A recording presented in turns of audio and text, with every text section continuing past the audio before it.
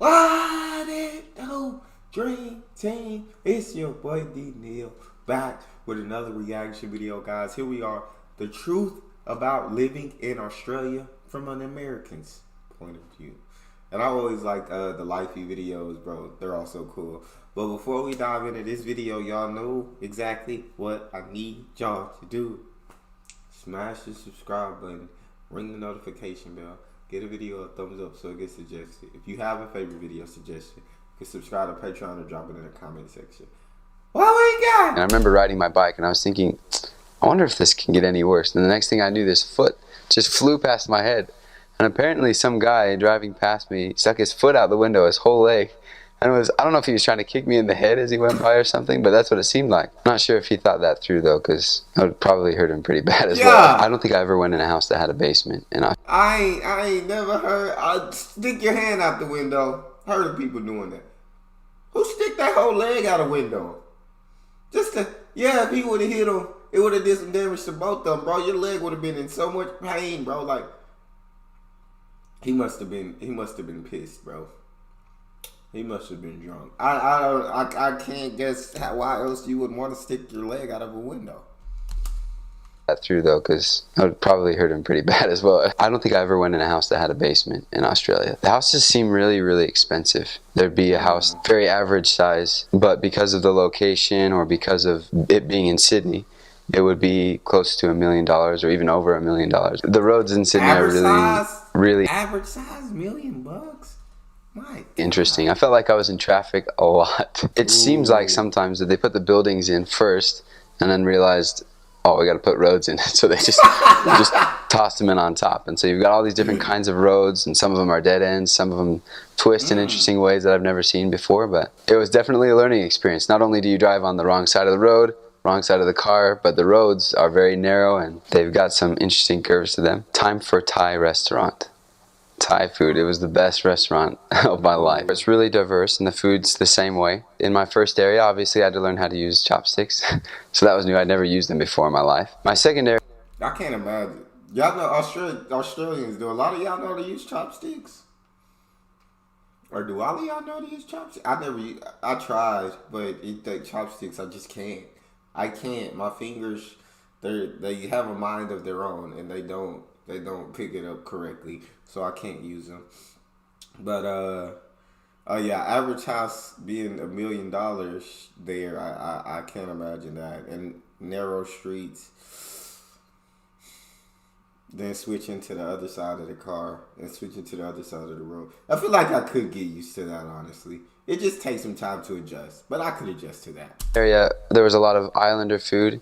They like to feed you a lot, so it's easy to gain weight in an area like that. I remember eating jellyfish tentacles once. That was interesting. Kind of like chewing on rubber bands with flavor. That's what it felt like. Australia.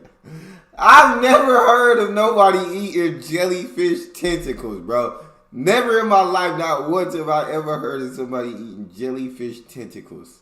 Chewing on a rubber band with flavor. They had an interesting sort of cake that was called pavlova.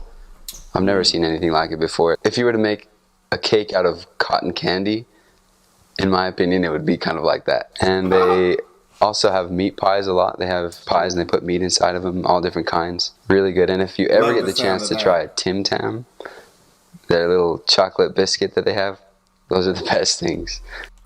Them Tim Tams are top tier. In almost every flavor I absolutely love. Even the mint flavor, which I was like, I'm not gonna like it, bro. I'm not a big mint flavor anything fan. Like, unless it's an actual mint. You put mint flavor in chocolate, I'm like, I'm not gonna like that. I liked it. The Tim Tams are just top tier. So good. It was hard for you to get a response if you'd say, hey, how are you, in American accent, or how are you doing on the street? But if you say, hey, how you going? Or even how you going, mate, right? They would answer you. How you going? How you doing? Usually. One thing I noticed in Sydney was they're very laid back. You know, there's a lot of stressful things that we encounter in life, but one of the things that they would always like to say is, you know, she'll be all right. She'll be right. She'll be right. Everything, you know what I'm saying?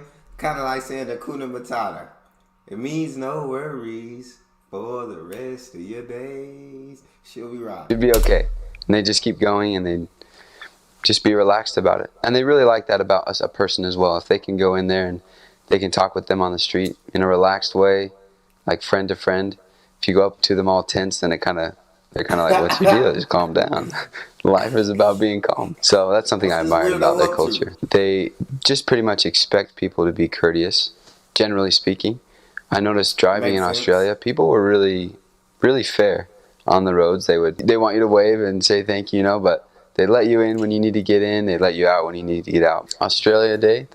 Now what I be seeing when I be with my partner, that she don't know I'm her partner, but when I be watching them dash cam videos, Brienne worked reacting to the dash cam videos. I'm sure most drivers are nice and courteous, but some of them on them dash cams, oh my Lord, the amount of cursing and the amount of stupidity that people do when driving, just not paying attention or all of that, bro, it's crazy. That was a different holiday. Not used to having that. They're very patriotic on that day. Sydney's a really unique and I think it's a really beautiful city, really nice. Their beaches are something that a lot of people really, really like. You'll see a lot of families that just immediately go straight to the beach right after work or school, and they'll stay there till the end of the day. And the next day they'll go to work and they'll do the same thing the next day. They love it. There's cool buildings, the Opera House. You get to see that on Finding Nemo, and the fish pops up out of the water. That one's a cool one too. I didn't know that was the Opera House until I started watching these videos. But now I do. And Opera House is absolutely beautiful. To walk by. Hyde Park in the city is a nice big park that they have there. Sydney's a pretty safe place. They are generally really nice people. I mean, the only person that ever tried to take anything from me, trying to rob me, and I didn't even know it. So I don't think that there's very much of a threat there as far as crime goes. Of course, you have some areas where it's worse, some areas where it's better. There's a lot of trains, a lot of buses, and there's a place called Coffs Harbour. It's very, very, very beautiful. Definitely have a lot of different phrases that they use that are hard to get used to. Instead of saying how you doing a lot, they go down the road and say how you going. Sometimes it throw you off. How you going? How you going? A little bit, you're not sure what they're asking. They say heaps when they want to say a lot. So you say, I just had heaps of food today, so I'm full. They call the trunk of a car a boot. They call a hood a bonnet.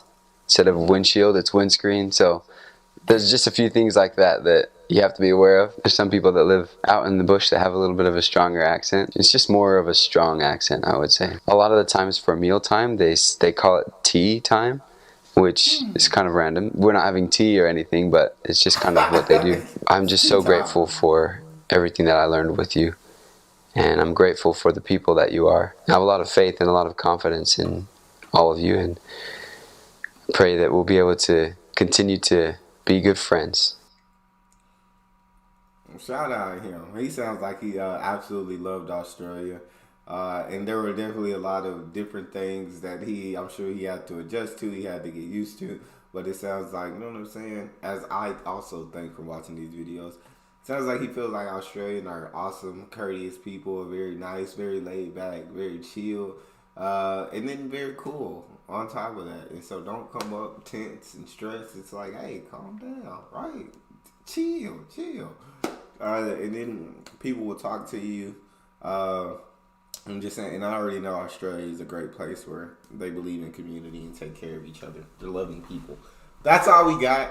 You guys got a favorite video suggestion? You can subscribe to Patreon and drop it in the comment section. It's your boy D Neal. Up out of here.